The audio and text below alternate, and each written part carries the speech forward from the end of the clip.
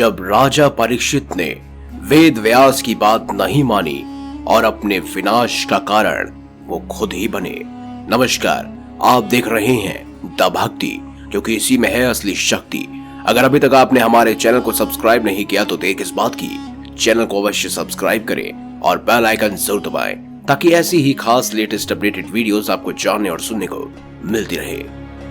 पांडवों के स्वर्ग आरोहण के बाद राजा परीक्षित ने कुरु वंश की सत्ता संभाली।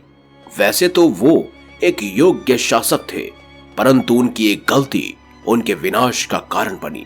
आखिर क्या थी वो गलती, आइए आज की इस वीडियो में यही जानते हैं। एक दिन महाराज परीक्षित वेद व्यास जी के साथ उनके आश्रम में बैठे थे।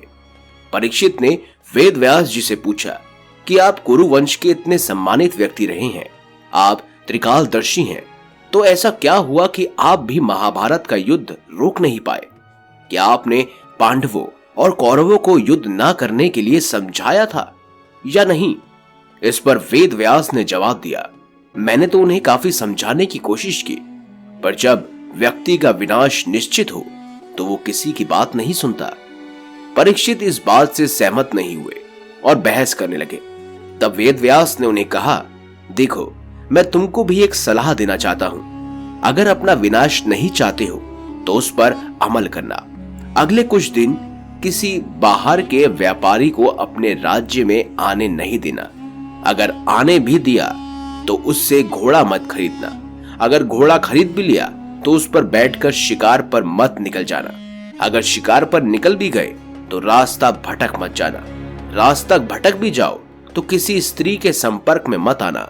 अगर किसी स्त्री के संपर्क में आ भी गए तो विवाह का प्रस्ताव मत रखना, और विवाह कर भी लिया तो अपनी पत्नी की हर बात मत मानना, और गलती से भी अपनी पत्नी को खुश करने के लिए किसी ब्राह्मण का अहित मत करना।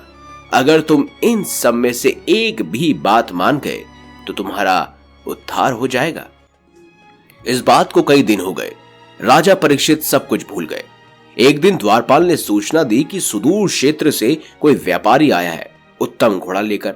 राजा ने सोचा कि घोड़ा देखने में क्या हास है, खरीदना तो है ही नहीं। राजा ने घोड़ा देखा और उन्हें वो खूब पसंद आया। राजा ने सोचा कि घोड़े की प्रकृति का पता तो तभी चलेगा जब इस पर सवारी की जाए। ऐसे में उन्होंने शिकार पर जाने का निर्णय लिया। शिकार करते करते राजा परीक्षित रास्ता भटक गए और रास्ता खोजते हुए एक स्त्री से जा टकराए।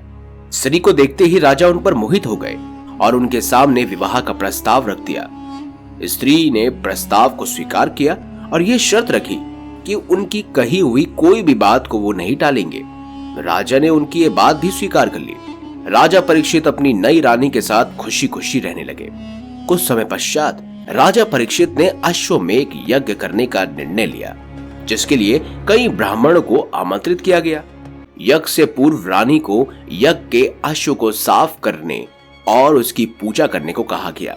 रानी अश्व को देखकर सुचाने लगी, जिसको देखकर एक ब्राह्मण की हंसी छूट गई। रानी ने इसे अपना अनादर समझा और राजा ने ब्राह्मण को दंडित करने को कहा। राजा परीक्षित ने रानी को काफी समझाने का प्रयास किया, पर रानी नहीं मानी। उन्होंने राजा को उनका वचन याद दिलाया कि वो रानी की हर बात मानेंगे, कोई भी बात नहीं टालेंगे। मजबूरी में राजा को ब्राह्मण को दंडित करना पड़ा, जिससे सारे ब्राह्मण नाराज हो गए। उन्होंने राजा परीक्षित को श्राप दे दिया और उनका यज्ञ विफल हो गया।